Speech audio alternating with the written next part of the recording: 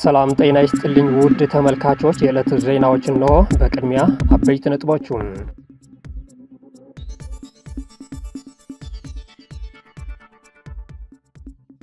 በሱዳን በኤርትራና በኢትዮጵያ ሰላም እንዲሰፍንና ውይይት እንዲጀመር በካርቱም የተመሰረተ ቀጠናው ጥምረት ጥሪ አቀረበ።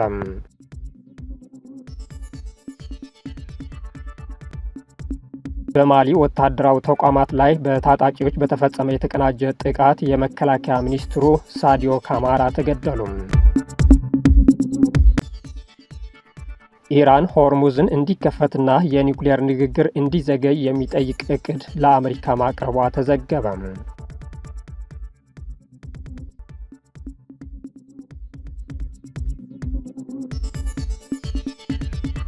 አሁን ወደ ዝርዝር እናልፋለን።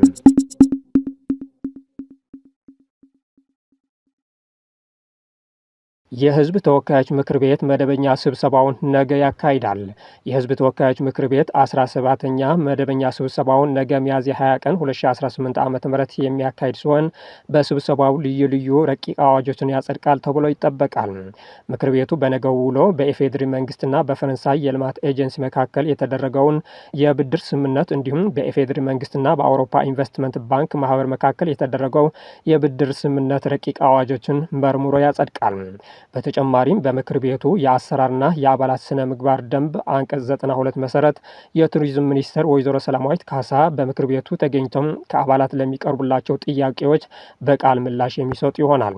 በመጨረሻ ምክር ቤቱ የኢትዮጵያ ዲጂታል ደህንነት ለማጠናከር ያለመውን የቁልፍ መሰረተ ልማቶች የሳይበር ደህንነት ረቂቅ አዋጅን መርምሮ ለሚመለከተው ቋሚ ኮሚቴ እንደሚመራ ይጠበቃል። ሱዳን በኤርትራና በኢትዮጵያ ሰላም እንዲሰፍንና ውይይት እንዲጀመር በካርቱም የተመሰረተ ቀጠናው ጥምረት ጥሪ አቀረበ።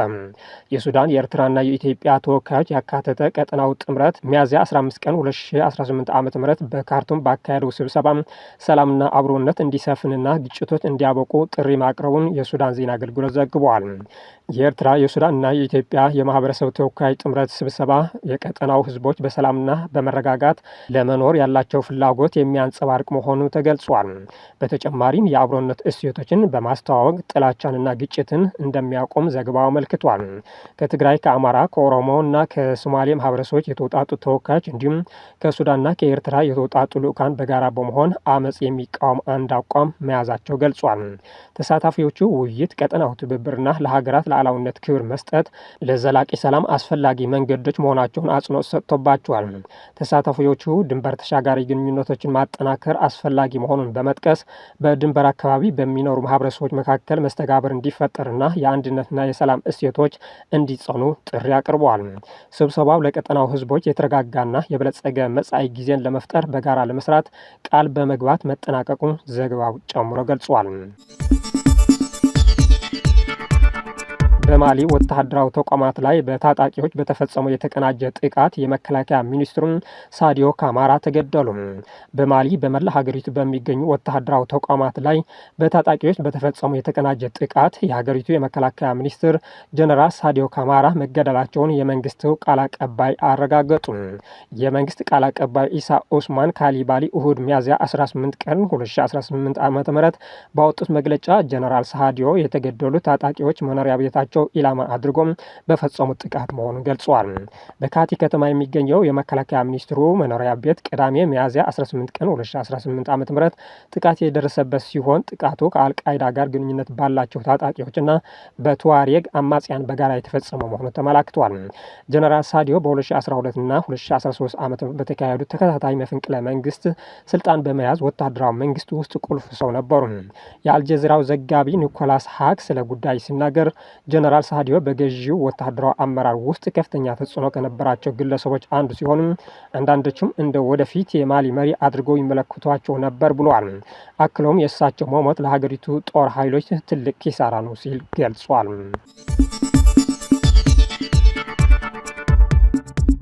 ኢራን ሆርሙዝ እንዲከፈትና የኒውክሌር ንግግር እንዲዘገይ የሚጠይቅ እቅድ ለአሜሪካ ማቅረቧ ተዘገበ።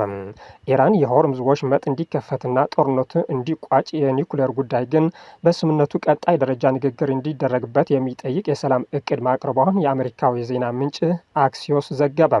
አክሲዮስ አንድ የአሜሪካ ባለስልጣንና ከጉዳዩ ቅርበት ያላቸው ምንጮችን ጠቅሶ ያወጣው ዘገባ እንደሚያስረዳው ኢራን እቅዱን ያቀረበችው በአሸማጋይዋ ፓኪስታን በኩል ነው። እቅዱ በዋነኝነት የሚያተኩረው ከሁሉም በፊት በሆርሙዝ ወሽመጥና አሜሪካ እንደ ኢራን ወደቦች የሚደረጉ ጉዞዎች ላይ በጣለችው እገዳ ምክንያት ለተፈጠረው ቀውስ መፍትሄ ማበጀት ላይ ነው። በዚህ መሰረት የተኩስ አቁሙ ለረጅም ጊዜ እንዲራዘም ወይም ሁለቱም ሀገራት በቋሚነት ጦርነት ለማቆም እንዲስማሙ የሚጠይቅ ሀሳብ እቅዱ ውስጥ መካተቱ ዘገባው ጠቅሷል። በኢራን እቅድ መሰረት የኒውክሌር ድርድር የሚጀመረው የሆርሙዝ ወሽመጥ ከተከፈተና የአሜሪካ እግድ ከተነሳ በኋላ ነው። ዋይት ሀውስ የኢራን እቅድ የደረሰው ሲሆን የትራምፕ አስተዳደር የኢራን እቅድ ይመለከተው እንደሆነም አለመታወቁን አክሲዮስ ዘግቧል። የኢራን የውጭ ጉዳይ ሚኒስትር አባስ አራጋቺ በሳምንቱ መጨረሻ ወደ ፓኪስታን ሲጓዙ ከአሜሪካ ጋር የሚደረገው ንግግር በድጋሚ ይጀምራል የሚል ተስፋ ጭሮ ነበር። አራጋቺ እንደተጠበቀው ከአሜሪካ ልዑካን ጋር ባይነጋገሩም ስለ ሰላም ድርድሩን ማንሳታቸው ዘገባው ጠቅሷል። አራጋቺ በኢስላማባድ ቆይታቸው የኒውክሌር ጉዳይን ወደ ጎን የማድረግ ሀሳብ አንስቷል። አክሲዮስ ያነጋገራቸው አንድ ምንጭ የአሜሪካ ጥያቄ የሚመለስበትን መንገድ በተመለከተ በኢራን አመራር መካከል ስምምነት አለመኖሩን አራጋቺ ለፓኪስታን፣ ግብጽ፣ ቱርክና ኳታር አሸማጋዮች መናገራቸው ገልጿል። የአሜሪካው ፕሬዝደንት ዶናልድ ትራምፕ በበኩላቸው ከኢራን ጋር ለሚደረግ ድርድር ልዑካኖቻቸውን እንደማይልኩና በስልክ ንግግር ማድረግ እንደሚቻል ተናግረዋል። የውጭ ጉዳይ ሚኒስትሩ አራጋቺ ወደ ሞስኮ ተጉዞ ከፕሬዝደንት ፑቲን ይነጋገራሉ ተብሎ ይጠበቃል። እስራኤል ሊባኖስ ውስጥ በፈጸመችው ጥቃት 14 ሰዎች ተገደሉ። እስራኤል እሁድ ዕለት ሊባኖስ ውስጥ በፈጸመችው ጥቃት 14 ሰዎች ሲገደሉ 2 ህጻናትና 2 ሴቶችን ጨምሮ 37 ሰዎች መጎዳታቸውን የሀገሪቱ ጤና ሚኒስቴር ገለጸ። የደረሰው ጉዳት ከመገለጹ አስቀድመው የእስራኤል ጦር ቃል አቀባይ በተለያዩ ደቡባዊ ሊባኖስ መንደሮች የሚገኙ ነዋሪዎች ለቀው እንዲወጡ አስጠንቅቀው ነበር። ነዋሪዎቹ በአፋጣኝ መውጣት እንዳለባቸው የሚያስጠነቅቅ መልእክት የጻፈው ጦሩም እዚያ መቆየት ህይወታቸውን አደጋ ላይ እንደሚጥል ገልጿል።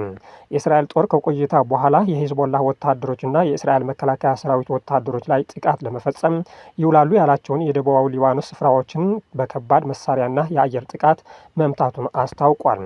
ሂዝቦላህ በፈጸመው ጥቃት የ19 ዓመት የእስራኤል ወታደር መገደሉና 6 ሰዎች መቁሰላቸውን ገልጿል።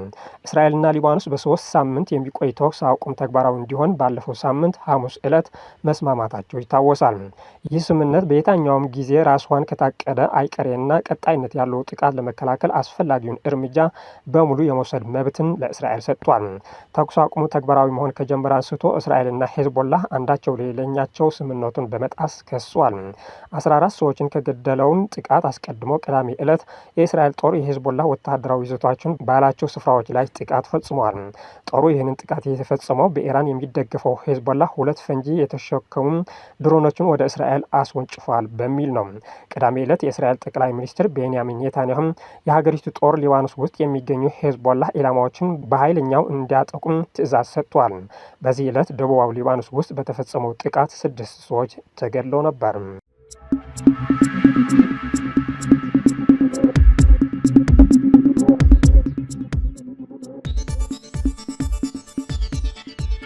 መረጃዎቻችን እነዚህ መስሉ ነበር። ስለተከታተላችሁ እናመሰግናለን። መልካም ጊዜም